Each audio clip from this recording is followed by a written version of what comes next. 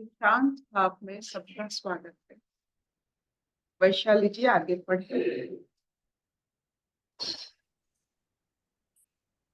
हरिओम अर्पिता। आज वैशाली थोड़ा बाहर गई है, मैं पढ़ती हूँ। अच्छा पढ़े।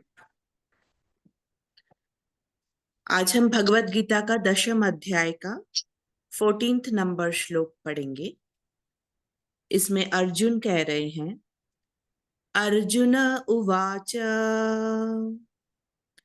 सर्वम् एतद्वैतं मन्ये यन्मां वदसि केशव न हि ते भगवन् व्यक्तिम् विदुर्देवान दानवः। सर्वम् एतद्वैतं मन्ये यन्मां वदसि केशव न हि ते भगवन् व्यक्तिम् विदुर्देवान दानवः। हे केशव, जो कुछ भी मेरे प्रति आप कहते हैं, इस सब को मैं सत्य मानता हूँ। हे भगवान, आपके लीलामय स्वरूप को न तो दानव जानते हैं और न देवता ही। हरिओम।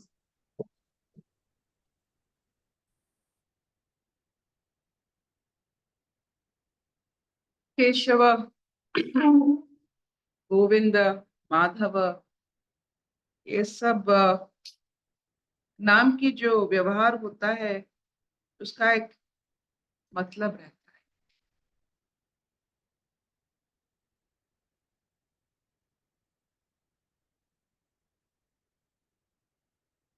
जो अभी तक केशव ने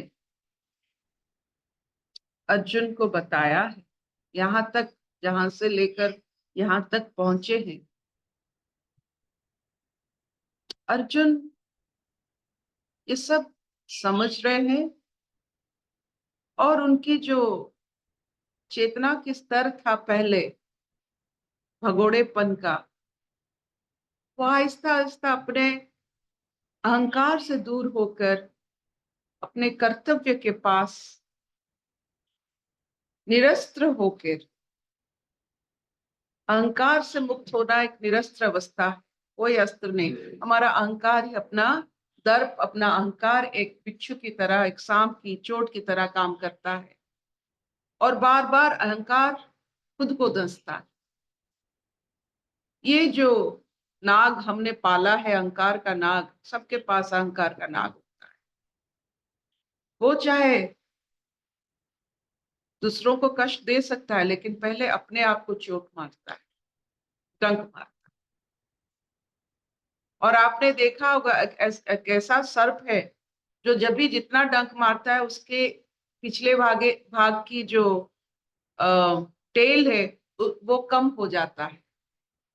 तो जब हम डंक मारते हैं, अहंकार के डंक खुद खाते हैं, दूसरों को देते हैं, हमारा कद छोटा होता है, हमारा चेतना छोटा हो जाता है। छोटा मतलब अपने आप को बहुत निष्क्रिय मानते हैं, क्योंकि अहंकार का डंक जितना हम मारते हैं, हम उतना निष्क्रिय हो जाते हैं, निरस्त्र हो जाते हैं।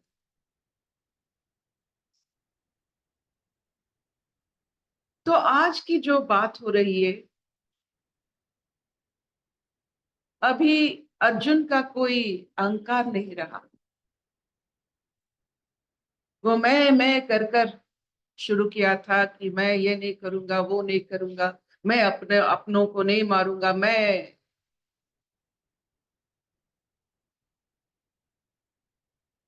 कृष्ण के साथ रहकर कृष्ण को अभी केशव के रूप में देख रहे हैं। केशव कौन? क्या वो कृष्ण है? जितने नाम आप कृष्ण में देखोगे वो सब उनकी एक एक कला है। केशव एक कला है। उनके सुंदर केश है, इतना घना केश,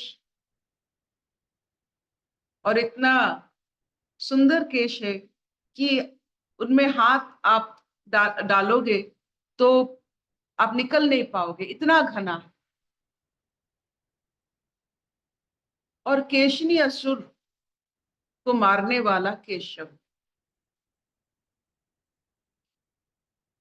केश की अगर हम उनकी बात करें तो उनकी कोमलता, उनकी गहराई उस केश से पता चलता है। हमारे शरीर तत्व विज्ञान में हम जानते हैं कि नाखून, केश और आपका चर्म सेंट्रल नर्वस सिस्टम का एक हिस्सा होता है। मतलब नर्वस सिस्टम का हिस्सा, जितना आपका नर्वस सिस्टम स्ट्रांग है उतना आपका केश है, आपका नाखून है और आपका चर्म उतना अच्छा रहता है। तो इन केशव के साथ रहकर वो अभी बता रहे हैं कि जो आप कह रहे हो हम सब मानते हैं, आप भगवान। भगवान का मतलब क्या होता है? किसी को भगवान मानने के लिए भगवान का 6 गुण चाहिए। भगवान में या कोई भी व्यक्ति में 6 गुण होने से भगवान जैसा दिखता है। भगवान होता क्या है?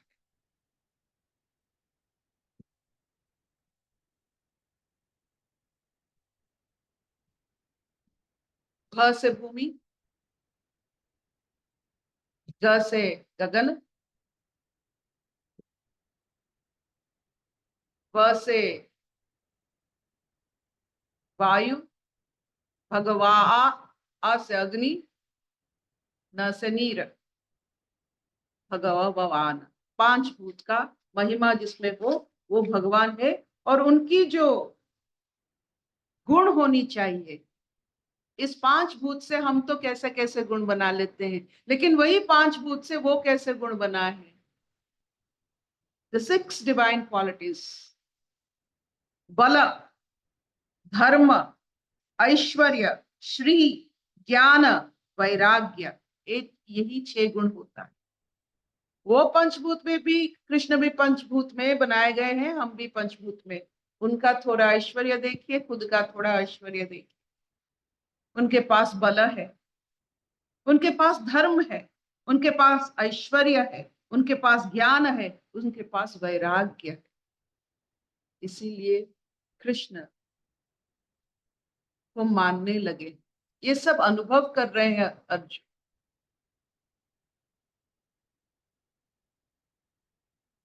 और ये कह रहे हैं, वो ऐसे, अर्जुन को लग रहा है उनकी माधव, उनकी केशव, उनकी कृष्ण, उनकी सखा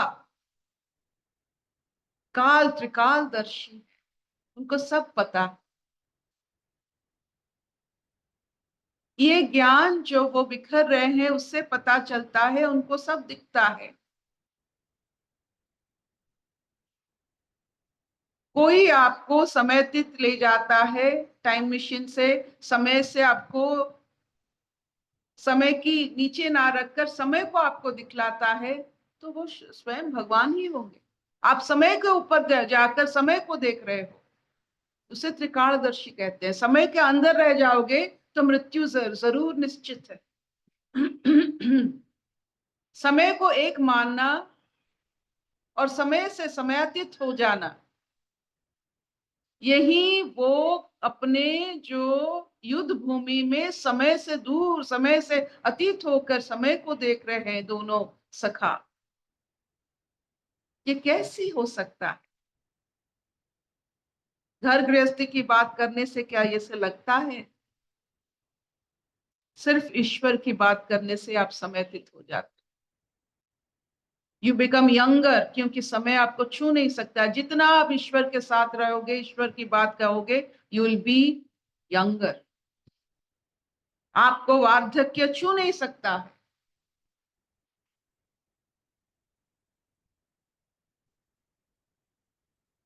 तो ऐसे स्थिति में अर्जुन अपने सखा को इतने महान रूप में वो दर्शन कर रहे हैं, और उन्हीं की वजह से हम भी वैसे दर्शन कर रहे हैं। तो अर्जुन कह रहे हैं, आप जो कह रहे हो ये सब सत्य है, और ये भी कह रहे हो कि जितना भी आप बोल रहे हो उससे ज्यादा कहीं आप हो जिसको ना देव जान सकते हैं ना दानव जान सकते हैं। मतलब ये हुआ कि और जानने की पिपासा अपने आप शुरू होती है जानने की। आप देखिए वो जब शुरू किए थे आना, युद्ध में आए, उनको कुछ जानने की इच्छा नहीं थी, बस भाग जाने की इच्छा थी। आहिस्ता आहिस्ता अभी एक जगह रहकर ईश्वर की प्रतिनिधि बनकर उनकी सब सब सब चीज को जानने की इच्छा हो रही है। This is a very important transformation. जब आप ना भागकर जानने की इच्छा रखते हो, आप जान लो, कहीं भी हो, युद्ध में हो, शमशान में हो, सबसे पीड़ादायक स्थिति में हो, बस डट कर जानने की इच्छा रखिए। आप देखोगे आप आराम से उस समय में आप चले जाओ। सिर्फ जानने की, जब क्या होता है देखेंगे। I will see.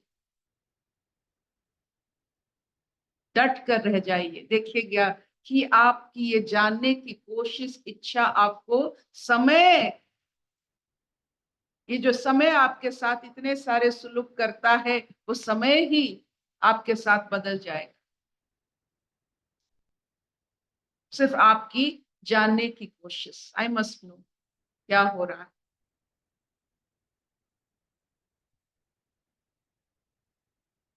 क्या इतना चलेगा? हाँ मामा चलेगा। Will this do? हाँ हाँ बहना चलेगा। कोई प्रश्न? अर्पिता जी, कोई प्रश्न नहीं, बट जस्ट इतना सुंदर जब आपने श्लोक पढ़ा और जब मीनिंग भी हुआ, मैं कुछ भी इतना नहीं सोच पाई जो आपने ईगो के बारे में बोला। लाइक ईगो हमारे वस्त्र की तरह है, मुश्किल के समय में डटे रहो और देखोगे वो चले जाएगा। ये सब श्लोक पढ़ के मैंने भी भगवत गीता थोड़ी पढ़ी, मुझे इतना कभी वो नहीं मिला जितना आपसे मिलता है।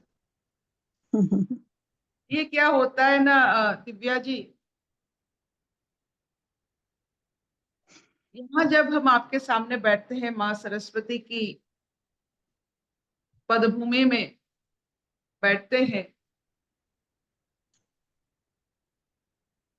तो एक चेतना का स्तर उलट पुलट हो जाता है। जिस चेतना से हम आते हैं उस चेतना में नहीं रहते हैं, थोड़ा अलग चेतना में चले जाते हैं। There is a shift of consciousness. ये सब आप लोगों की महिमा है, इसी वजह से हो रही है शायद। आपके सामने बैठने से ही मेरा चेतना एक स्तर पर चला जाता है। बिल्कुल। ये 6 डिवाइन क्वालिटीज एक बार रिपीट करेंगे आप? प्रश्न पूछ सकते हो? आप देखिए 6 डिवाइन क्वालिटी को लिखना चाहते हैं तो लिख लीजिए। हाँ जी हाँ जी हाँ जी, तभी लिखिए। बल, हाँ जी बल, हाँ बल जी चाहिए, धर्म, ऐश्वर्य, श्री, ज्ञान, वैराग्य। कितनी कितनी मतलब पावरफुल शब्द हैं। एक बल, ये श्री को एक्सप्लेन करेंगे आप? श्री श्री, क्या? जो श्री को करने के लिए किसका? राजेश का? जन्म लग जाएगा, लेकिन अजय का? चेष्टा जरूर करूंगी। श्री मीन्स वेल्थ ब्यूटी, लिखा है गीता में, Shri is wealth and beauty. Shri का, श्री एक उपमा है।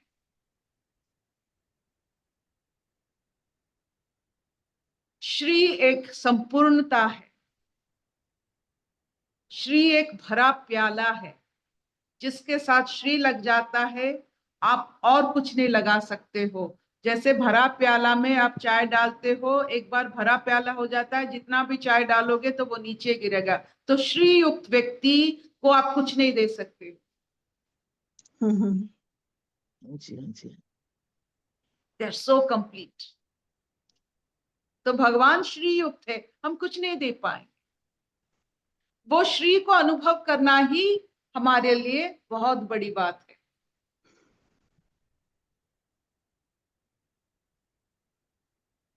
आंटी श्री जब लग जाता आपने है तो आपकी हर सोच, हर कर्म ऐश्वर्य बन जाता है। जहां श्री लगती है, मति में श्री लगा, श्रीमती हो गई। इसीलिए नारियों को उनकी सबसे बड़ी उपमा नोबेल प्राइज नहीं है, सबसे बड़ी उपमा श्रीमती है। Thank you. पुरुषों का मान में अगर श्री लग जाता है वो श्रीमान है। ये दोनों उपमा नारी और नर को मिलनी चाहिए, यूं ही नहीं मिलते। हम तो यूं ही श्रीमती श्रीमान लगा लेते हैं, लेकिन they have to earn this. बहुत ही बहुत अच्छा, बहुत ही अच्छा। बहुत अच्छा। अभी आज जो आप बता रहे थे ना कि गीता हम भी पढ़ते थे, भगवान ने कहा आपको गीता पढ़नी है, आपको 5 किताबें पढ़नी है। हमको सिर्फ उस पर्पज से कि भगवान ने कहा हमने पढ़ ली, हमको समझ नहीं आती थी जितनी, ना हम इस टाइप के कोई क्वेश्चन कर पाते थे। जो जैसा बता दिया वैसा ही मान लिया। लेकिन अभी जो आपसे मिलके जो ज्ञान मिलता है ना, जो इतनी डिटेल में एक एक शब्द को आप बताते हो, ये सच में बहुत ग्रेट है, बहुत अच्छा लगता है। दिल को मतलब बड़ी खुशी मिलती है, आनंद मिलता है कि क्या क्या बात है गीता में। अभी तक तो इतना वो नहीं था, अभी तो सच सच में आनंद आ गया। आपने इंटरेस्ट जगा दिया एकदम। ये होता है क्योंकि आप शब्दों को आपको अच्छा लगना लगा है। माँ सरस्वती जब किसी के ऊपर कृपा करती हैं तो पहला उनका आकर्षण शब्दों पर होता है। ये माँ सरस्वती की कृपा है, नहीं तो शब्द पर आप नहीं ठहर पाओगे। ठीक है। जैसे शहद पर ठहरता है भ्रमर, शब्द पर ठहरता है, वैसे माँ सरस्वती की कृपा। Thank you. नहीं, ये शब्द जब समझ में आते तब अनुसरण करना भी आसान हो जाता है। जब शब्द ही नहीं समझ में आया तो अनुसरण क्या करेंगे। बिल्कुल बिल्कुल बिल्कुल। अशतो मां सद्गमय, तमसो मां ज्योतिर्गमय, मृत्युर्मां अमृतं गमय। सर्वे सुखिनः सन्तु, सर्वे सन्तु निरामया, सर्वे भद्राणि पश्यन्तु, मा कश्चित् दुःखभाग् भवेत्। ओम शांति शांति शांति। मुझे ये लगता है हम जहां से अभी हैं, कभी ना कभी हम 10 महाविद्या और श्री विद्या में जरूर पहुंच जाएंगे।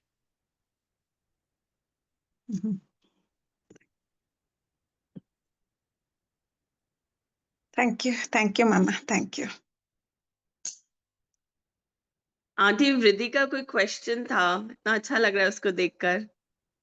अच्छा, वृद्धि आई है।